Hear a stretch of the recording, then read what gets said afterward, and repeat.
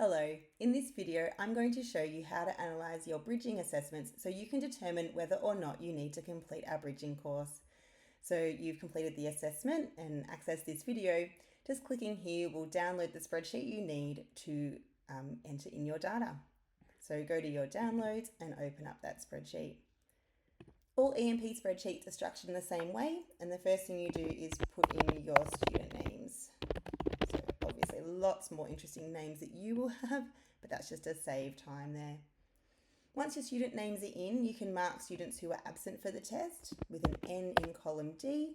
Now this just makes sure that the averages that we're computing are based on the students who are present.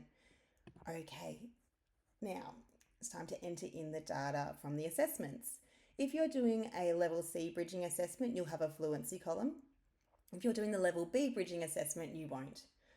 So if you have the fluency column, you'll notice that the score is digits correct out of 28. Now the bridging assessment only had 24 questions, but there are in fact 28 digits. So make sure you give a mark for every digit and every answer. So once you've figured out how many digits correct a student has got, you'll put it in. So just say the student got 4 digits incorrect, you write a 24 there. And then you go to the next page and have a look at the questions. So if they were unable to write 76, you put a 0.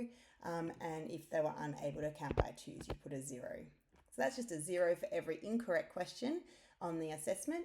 We don't give partial marks in the bridging because we want students to get things 100% right.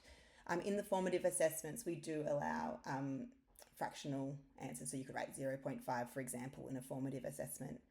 So you just go ahead and do the same thing for every student. So any questions they got wrong, you're just going to put zeros in, and you're going to put in the fluency as well. So I'll just put a few more in here and say a few more zeros and a few more fluency questions. Okay.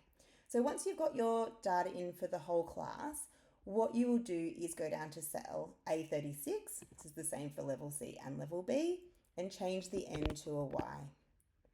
The requirement for needing bridging is that the requirement for not needing bridging is that 75% of your students got 75% or more. So in this case, the results are very strong, and we're going to recommend here in cell B36 that bridging is not required and you continue with the course. However, if a few more students had some lower results, we're going to push over and have less than 75% of our students getting 75% or more. And then you're going to be advised to teach the bridging course. So that is accessed from EMP Schools, just where you were on the previous site. So here's the bridging course with a full implementation guide so you know exactly how to get started and all the resources you'll need to teach it. Some things to keep in mind is that even if your class data, the skill data is quite strong, in level C, if you have a few students getting too low on the fluency, we're still going to recommend bridging. Now, the reason for that is that the early lessons in the Level C program do require these facts, and if students don't have a quick recall of them, they're going to find those skills really hard, and the bridging course will improve the fluency of those skills. Okay, so I think the last thing to mention is that we do have a